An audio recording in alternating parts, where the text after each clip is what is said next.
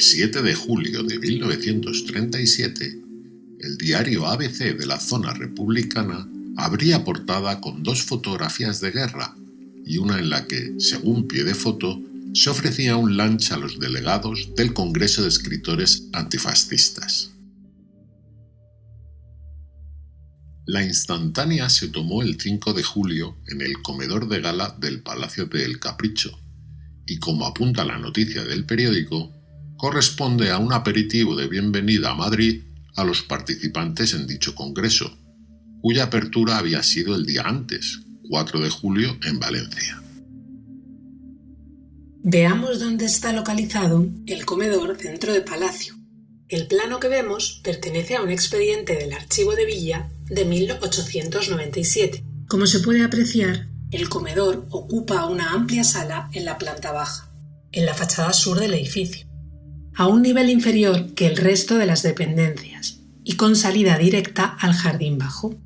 Se accede a él mediante una escalera interior que baja desde la planta principal y, originalmente, desde el parterre por una antesala conocida como Pieza del Café.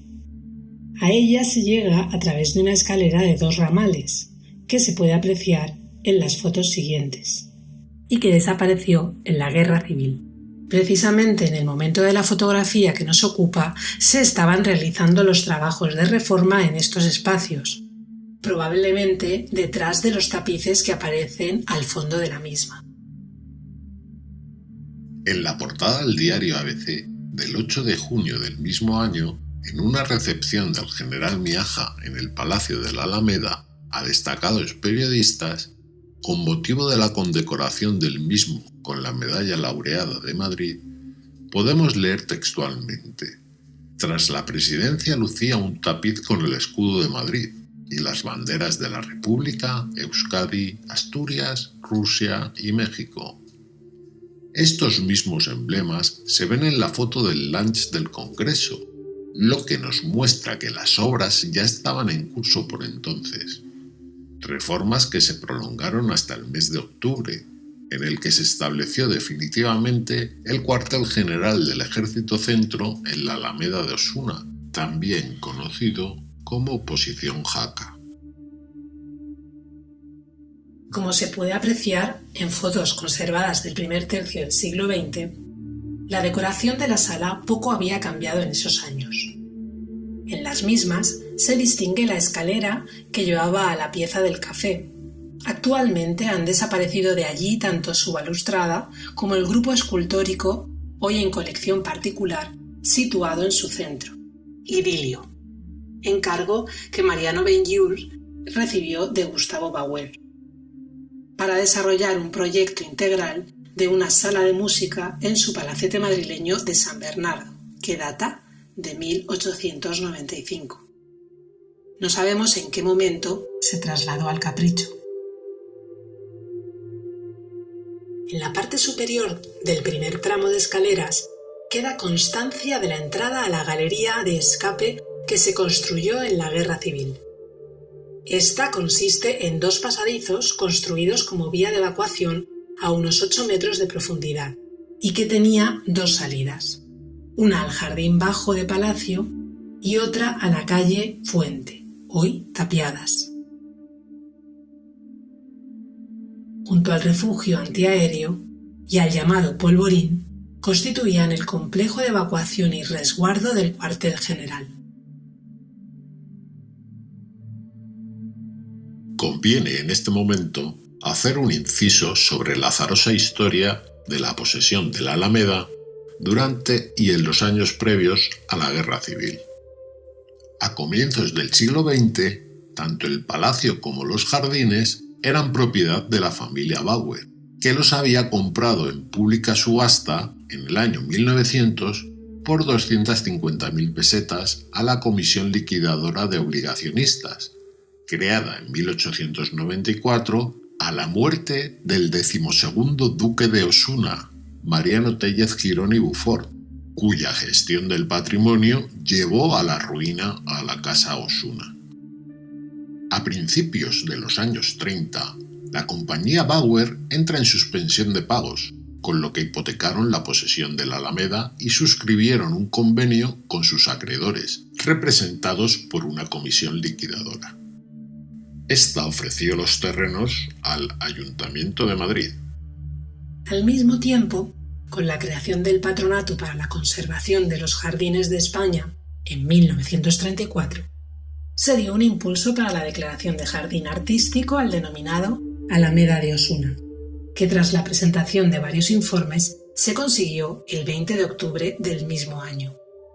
En 1935, una comisión del Ayuntamiento de Madrid visitó el jardín y el palacio, realizando el fotógrafo Santos Lluvero una serie de fotografías que muestran el estado de abandono en que se encontraba el jardín. Finalmente, el ayuntamiento decidió aplazar la compra de la Alameda, dado el elevado precio que sus propietarios reclamaban, 2,5 millones de pesetas, quedando en suspenso la operación hasta el golpe de Estado que desencadenó la Guerra Civil.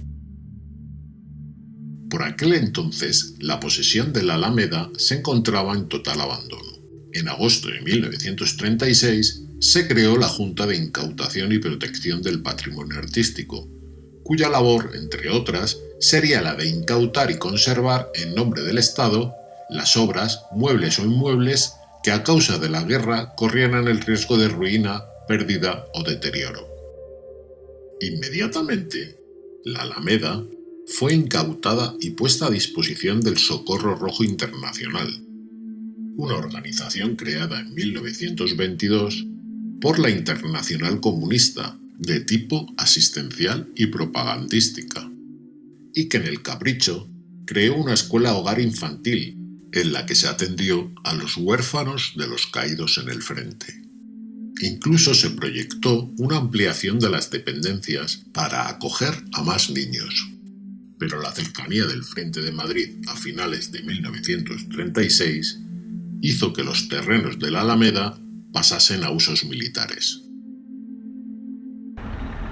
En primer lugar, en enero de 1937, como base de los recién adquiridos carros soviéticos T-26, que ya desde el mes de septiembre venían actuando en diversos frentes. Y a partir de marzo del mismo año, por orden del general Miaja, se comienza a acondicionar el palacio y jardines de la Alameda de Osuna, como sede del cuartel general del Ejército del Centro, con el nombre en clave de Posición Jaca. La ubicación de este en el Palacio de Buenavista primero y los sótanos del Ministerio de Hacienda después, a tiro de la aviación y la artillería nacionales, hizo que Miaja decidiera trasladarlo a una posición más segura. El Capricho, cercano a la carretera de Valencia y Barcelona, y en una línea que tras la batalla del Jarama estaba bastante consolidada, tenía también cerca el aeródromo de Barajas, donde operaba una escuadrilla de la aviación republicana, así como Alcalá de Henares, donde se trasladaron las compañías de carros de combate. Además, el arbolado de la Alameda servía de camuflaje a posibles vuelos de reconocimiento de la aviación nacional y estaba protegido por unas obras de fortificación y un nido de ametralladoras del que se conservan los restos en el cercano Castillo de la Alameda. El traslado definitivo del cuartel se llevó a cabo en agosto de 1937, por lo que, cuando los participantes al Congreso de Escritores llegaron esa tarde el 5 de julio al Capricho, estaba en plenas obras de reforma. El segundo Congreso Internacional de Escritores en Defensa de la Cultura se había fraguado tras la celebración de la primera edición en París en 1935. Allí, impulsado por José Bergamín, representante español en el mismo, se propuso Madrid como sede para la próxima reunión en 1937. Tras la declaración de la Guerra Civil, se confirmó la decisión, añadiendo como sede la ciudad de Valencia, capital de facto de la República. Pese a las notables ausencias, El Congreso fue uno de los mayores actos de propaganda organizado en España por el bando republicano. Se le encargó la responsabilidad a la Alianza de Escritores para la Defensa de la Cultura, presidida por el mismo Bergamín, y en la que Rafael Alberti actuaba como secretario. Esta llevaba desarrollando desde el principio de la guerra una intensa actividad pública, con mítines y actos culturales, además de la publicación de El Mono Azul, pequeña hoja volandera que se editó hasta el final de la guerra y en la que colaboraban los más importantes intelectuales de la época. Fueron convocados escritores de 27 países, con especial énfasis en las naciones de la órbita hispanoparlante. Para ello se confió en las gestiones de Pablo Neruda, que desde París cursó invitaciones a multitud de autores de Latinoamérica. Los temas a discusión, interrumpidos o complementados con lecturas en voz alta, teatro, algún concierto y abundantes cenas, brindis y manifestaciones de solidaridad, serían los siguientes: la actividad de la asociación, el papel del escritor en la sociedad, la dignidad del pensamiento, el individuo, humanismo, nación, herencia y cultura, la creación literaria, refuerzo de los lazos culturales y ayuda a los escritores españoles. Pese a este ambicioso plan, todas las sesiones y alocuciones estuvieron influenciadas por el ambiente bélico, por lo que en muchos casos consistieron en arengas de tipo moral y político o simples muestras de solidaridad con el pueblo español. Con todo y con eso, la importancia en el mundo literario del Congreso no se puede menospreciar. 3 hechos históricos, como iremos contando más adelante, van a marcar el Congreso al mismo tiempo de su celebración: la batalla de Brunete, el oscuro episodio de la muerte de André Unín y la publicación del libro de André Gide, Retoques a mi regreso de la URSS.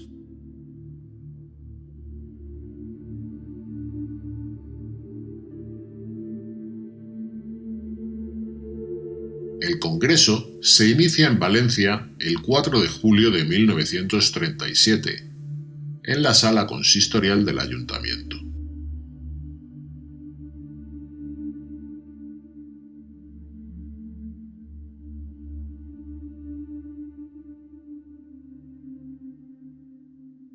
En el estrado, presidido por 2 paneles que mostraban la enseña de las brigadas internacionales y los nombres de autores fieles a la causa republicana, estaban el presidente del gobierno, Juan Negrín, acompañado de los ministros de Instrucción Pública, Jesús Hernández, del de Estado, José Giral, Gobernación, Julián Zugazagoitia, y Obras Públicas, Francisco Giner de los Ríos.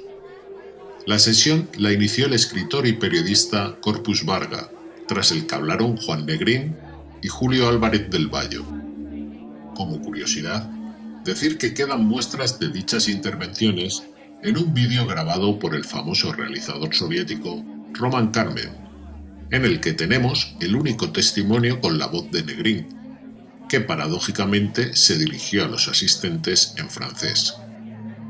Tras los discursos de los ponentes, a las 10:30 de la noche, se dirigen a ver la representación de Mariana Pineda de García Lorca, dirigida por Manuel Altolaguirre, y en la que uno de los intérpretes era el poeta Luis Cernuda.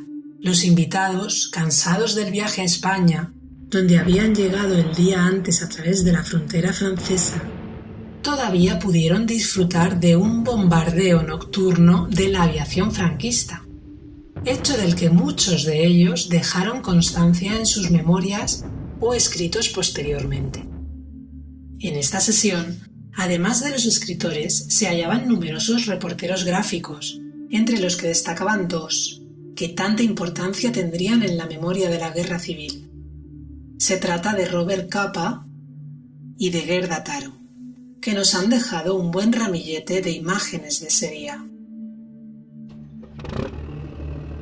Al día siguiente, los congresistas se preparan para viajar hacia Madrid.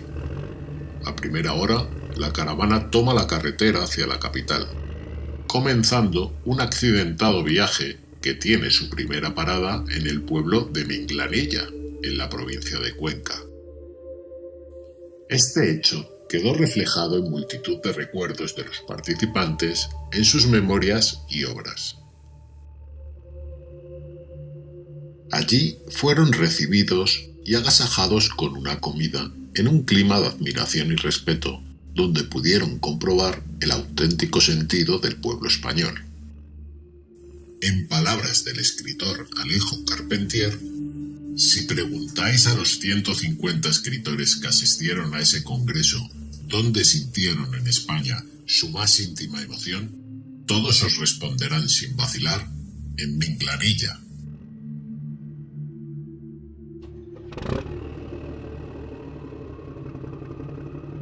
De vuelta a la carretera, un incidente estuvo a punto de costar una desgracia a tan insigne comitiva.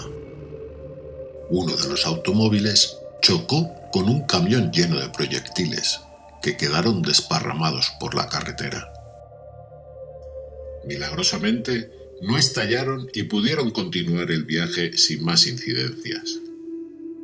El estilo audaz de los conductores españoles impresionó a muchos de los participantes en la caravana. Finalmente, tras un extenuante viaje, la comitiva llega a las 7:30 a la Alameda de Osuna, donde son recibidos por el teniente de alcalde de Madrid, Juan Gómez Ejido, y por Viviano Fernández Osorio. Allí les ofrecen el refrigerio de recibimiento que quedó inmortalizado en la foto de ABC en el comedor del palacio. Durante el mismo, hace uso de la palabra corpus barba para saludar a los delegados a su llegada a la ciudad invicta de Madrid, capital del mundo antifascista. Recordó que la finca donde estaban reunidos perteneció a una figura de la gran nobleza de España que se distinguió por su fastuosidad, palacio que hoy ha pasado a poder del Estado. José Miaja era otro de los encargados de recibir a los asistentes en este acto. Pero dado que esa misma noche estaba previsto el comienzo de la ofensiva en Brunete, delegó en el coronel Fernando Redondo y Tuarte la lectura de una carta en la que les presentaba sus respetos. Tras varios discursos, los asistentes al Congreso toman camino hacia Madrid, donde su destino será el Hotel Victoria, lugar destinado al alojamiento y en el que les esperaba un banquete de recepción. En este punto, vamos a hacer una pequeña reseña de los personajes que hemos podido identificar en la foto del comedor del palacio.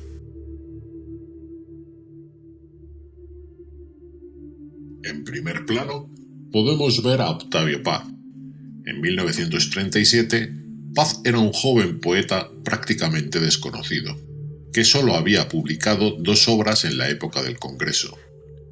Sin embargo, asistió al mismo bajo invitación de Alberti, al que conoció en un viaje que el poeta gaditano realizó a México en 1935 y que tuvo gran influencia para él. Acudió con su esposa Elena Garro, con la que se había casado unos días antes para poder obtener la visa de salida de México. Paz no pertenecía a la LEAR, Liga de Escritores y Artistas Revolucionarios de México, de acusada ideología marxista, y acudía en cierto modo como independiente. Allí tuvo su primer contacto con las tensiones entre facciones dentro del mundo intelectual de izquierdas. En 1987 acudió a la conmemoración del 50 aniversario del Congreso en Valencia, ya desde posiciones ideológicas críticas.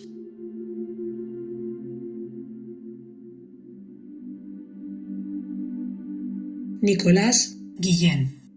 El poeta cubano viajó a España desde México, invitado por Neruda y Alberti, acompañando a la delegación de ese país. Tras la estancia en España, ingresaría en el Partido Comunista Cubano, que no abandonaría nunca.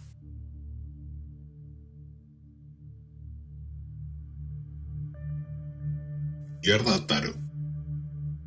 Aunque hay derecho a la duda, nos permitimos aventurar que la entusiasta participante en la foto es la fotoperiodista Gerda Taro. Sabemos que viajó en la comitiva de Valencia-Madrid y que cubrió la sesión del día 6 en la capital.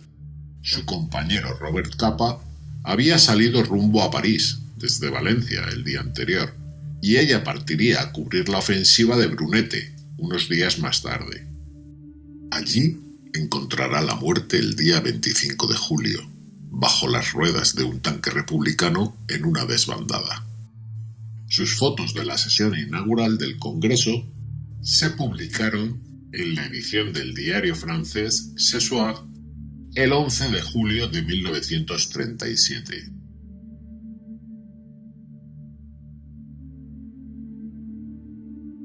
Viviano Fernández Osorio y Tafal, director del diario Política, órgano oficial del partido Izquierda Republicana, y presidente provisional aquellos días de la Asociación Amigos de la Unión Soviética. Ofició como uno de los anfitriones a la llegada a Madrid de los congresistas. Tras la derrota republicana se exilió a México, donde reinició una gran carrera profesional en el ámbito académico y científico, y también en el campo de la diplomacia como alto cargo de Naciones Unidas y director de la FAO para América Latina.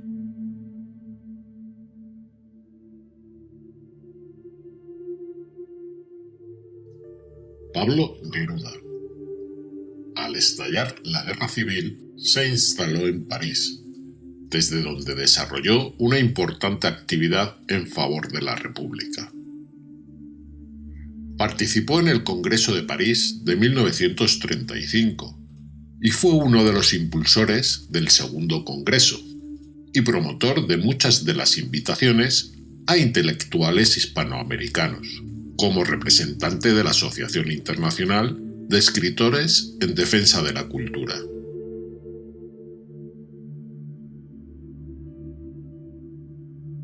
Max Au, intelectual reconocido ya al inicio de la Guerra Civil, fue consejero cultural de la Embajada de España en París, desde donde llevó a cabo las gestiones para encargar el Guernica a Picasso para la Exposición Internacional de París de 1937, además de coordinar la elaboración del pabellón español. A su retorno, a finales de año, fue nombrado secretario del Consejo Central de Teatro y colaboró con André Malraux en el rodaje del film Sierra de Teruel. También tuvo responsabilidades en la organización del Segundo Congreso.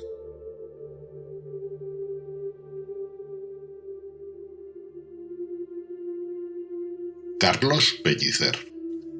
El poeta mexicano fue invitado por Pablo Neruda a formar parte de la delegación de su país en razón a su indudable calidad literaria, pero probablemente interesado a su vez en que un escritor católico antifascista manifestase su solidaridad con la República, en un acto evidente de propaganda.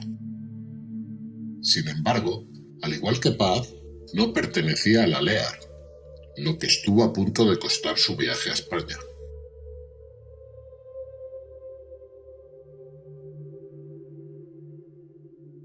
Ludwig Renn llegó a España en 1936 como un voluntario más de las Brigadas Internacionales, tras salir de la cárcel donde había sido internado por los nazis por su militancia comunista. Veterano de la Primera Guerra Mundial, su labor en la España republicana no solo fue intelectual, ya que participó activamente en el Ejército Leal, en el Estado Mayor de la 11ª Brigada Internacional y posteriormente en la 35 División, donde actuó con el rango de teniente coronel. Tras la Guerra Civil, se exilió en México, volviendo a la RDA, donde ostentó diversos cargos.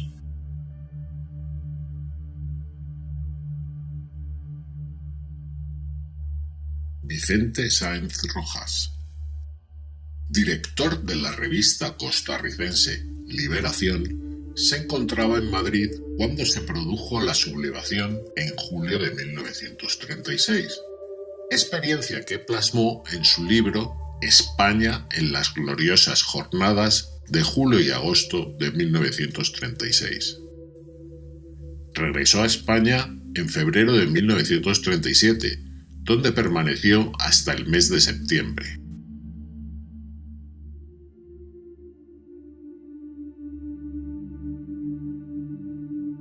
Aunque no vemos su cara en la fotografía, por diversas menciones a su vestimenta en varias fuentes, sabemos que detrás de Octavio Paz, sentada, se encuentra Elena Garro.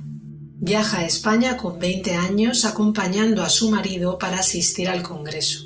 En su libro Memorias de España, 1937, narra lo que vivió en todos estos meses, donde no oculta las incomodidades y dificultades cotidianas, el hambre, el miedo a los bombardeos, la suciedad y la falta de higiene, ni las rencillas y envidias literarias e intrigas de los comunistas.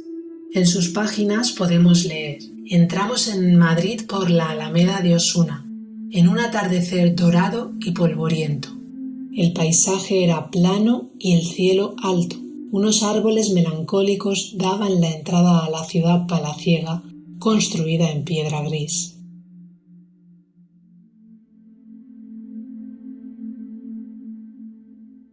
Amparo Mon vino a España junto a su marido, el escritor argentino Raúl González Tuñón. Desde muy joven entra en contacto con los círculos intelectuales porteños de las primeras décadas del siglo XX.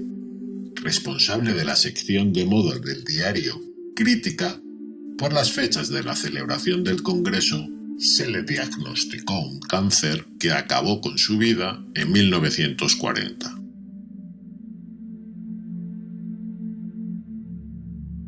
Shurin Hai, intelectual coreano con pasaporte chino y que desde la década de los 20 llevaba viviendo en Francia, donde tuvo una intensa actividad periodística y política.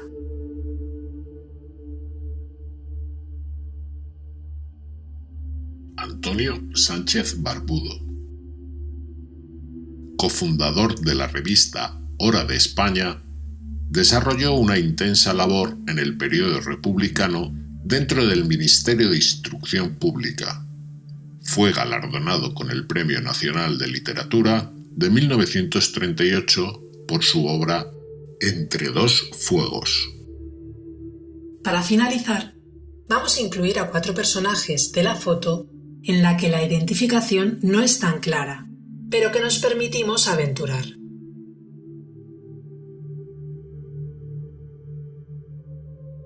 El primero podría ser el cubano Juan Marinelo, que actuó en el Congreso como presidente de todas las delegaciones hispanoamericanas y tuvo una destacada participación en el mismo, pronunciando 3 discursos.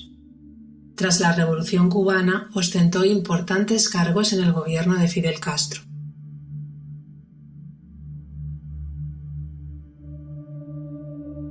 Juan Gómez Ejido, afiliado a la UGT y al PSOE, como ya hemos contado, fue uno de los encargados de dar la bienvenida a los participantes del Congreso a su llegada a Madrid. Teniente de alcalde, en ese momento, del consistorio madrileño, también desempeñó el cargo de consejero delegado del gobierno en el Consejo de Administración del Patrimonio de la República durante toda la contienda.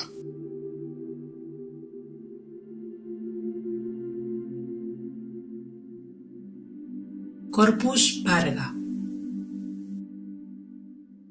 uno de los periodistas más prestigiosos del momento. Durante la Guerra Civil colaboró con El Mono Azul y Hora de España. Participó en la operación de salvamento de las obras del Museo del Prado y acompañó a Antonio Machado y su madre en el penoso paso de la frontera que los llevó al exilio y la muerte en Francia.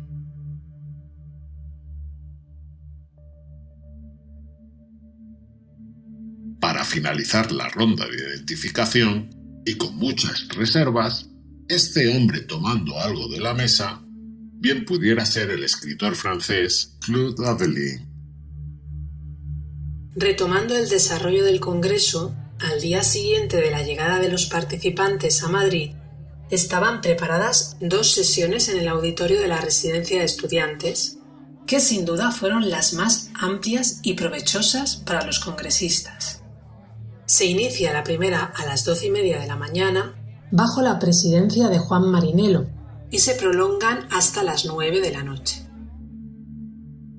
La retahíla de discursos se ve interrumpida a media tarde cuando irrumpe en el escenario un ruidoso batallón que informa a los participantes de la toma de Brunete y presenta una bandera nacional tomada a los rebeldes. Este momento quedó inmortalizado por la cámara de Gerda Taro. Al terminar la sesión, se dirigen al Hotel Victoria para la cena. Toda la información relativa al Congreso tuvo una gran repercusión en la prensa del momento, con reportajes y extractos de los discursos de los participantes. Tras la cena, se produjo en Madrid un intenso bombardeo en el que algunos escritores no pudieron resistir el impulso de vivir de cerca la Guerra de España. La delegación inglesa se dirigió a la Puerta del Sol a comprobar los estragos causados por las bombas y una parte de los escritores hispanoamericanos tuvo tiempo hasta de hacer una visita de madrugada a la redacción de ABC, como quedó reflejado en el mismo diario. Al día siguiente, 7 de julio, estaban previstas visitas a los frentes. La sorpresiva ofensiva en Brunete definió el recorrido de las mismas, que para no poner en peligro la vida de los asistentes, tuvieron lugar por tierras alcarreñas. De dichas visitas queda constancia gráfica gracias a la cámara de Gerda Taro, que captó varias instantáneas para la posteridad. La llegada de los intelectuales supuso para los combatientes un aumento de la moral, y para ellos un emocionante acercamiento a la realidad de la lucha. Al regreso de los congresistas a media tarde, se inició a las 7 en el Cine Salamanca la 5ª sesión del Congreso, bajo la presidencia de María Teresa León. En ese momento se produce el discurso del escritor Gustav Redler, comisario político de la Brigada Internacional, y que estaba convaleciente de las heridas sufridas en combate poco tiempo antes. Sin duda, fue una de las intervenciones más emotivas de todo el Congreso. El jueves 8 tuvo lugar la última sesión en la ciudad, que fue de carácter más burocrático, menos espectacular. La prensa reduce las menciones en este día, celebrado de nuevo en la residencia de estudiantes y presidido por el poeta inglés Stephen Spender. La figura central de esta sesión fue José Bergamín, que hizo un duro discurso contra André Gide y su libro Regreso de la URSS. Este tema, muy comentado entre los asistentes desde el inicio del Congreso, se convirtió en este momento en hilo central del mismo. La ortodoxia intelectual stalinista no perdonó a Gide su posición crítica con la URSS después de su visita al país soviético en 1936 y, fiel a su estilo, no permitió su participación en el Congreso. De vuelta en Valencia, al día siguiente, comenzó la 7ª sesión, quizás la de mayor relevancia intelectual. Varias ponencias reflexionan no solo sobre la situación política y militar, sino también sobre la modernidad creativa del periodo en entreguerras.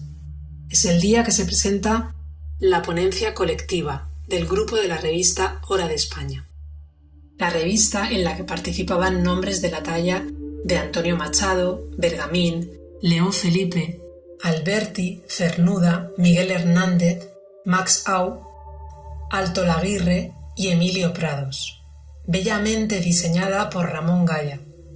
Supo mantener durante todo el conflicto una línea editorial cercana a un liberalismo humanista, siempre al servicio de la República, una actitud que en tiempos convulsos no dejó de causar ciertos problemas y roces con los comisarios políticos. La sesión la cerraron Antonio Machado y André Malraux. El 10 de julio, el Congreso quedaba clausurado. Para ello, habló en representación del gobierno español Diego Martínez Barrio, presidente de las Cortes.